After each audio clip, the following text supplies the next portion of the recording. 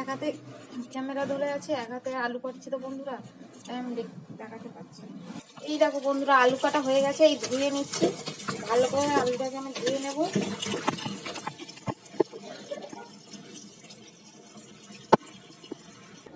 এই যে আমার ভাত বসিয়ে দিয়েছি, ভাত হচ্ছে। আর এই যে কড়াইয়ে তেল দেবো আমি।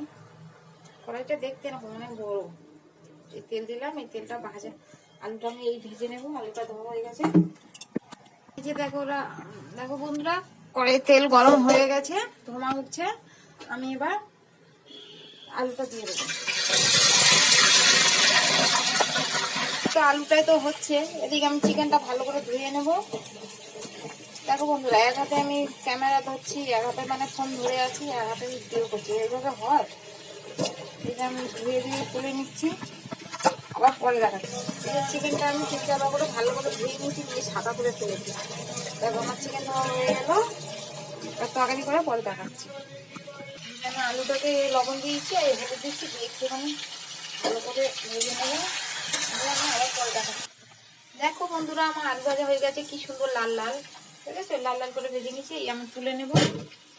এই যে আমি আলু তুলে নিয়েছি, এর আদা আদা রসুন বেটে নিয়েছি, এদিকে পেঁয়াজ, এদিকে টমেটো সবকিছু কেটে নিয়েছি। আমি এবার ফোড়ন দেবো। আজকের আমার গুঁড়ো গরম মশলা নেই, তাই জন্য গোটা গরম মশলা তেজপাতা দিয়ে ফোড়ন দিলাম।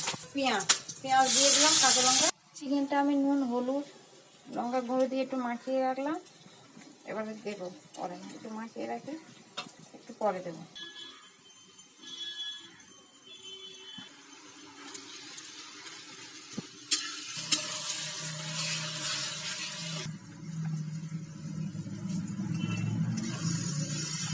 এই দেখো বন্ধুরা, মশলা কষা হয়ে গেছে, প্রথমে কাঁচা গন্ধ কেটে কাটে তেল ছেড়ে দিয়েছে। এই যে তেল ছেড়ে দিয়েছে, এবার আমি মাংসটা দিয়ে দেবো।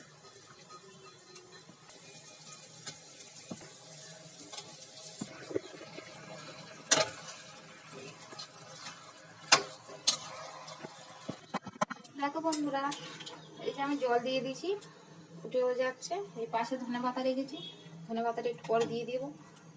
তার আগে জিরে গুঁড়ো ধনিয়ার গুঁড়ো সবকিছু দিয়ে দিয়েছি। ওগুলো আমার দেখানো তো সম্ভব না, ভিডিওটা কেটে কেটে করছি, খুব বড় হয়ে যাচ্ছে, একা একা সম্ভব না।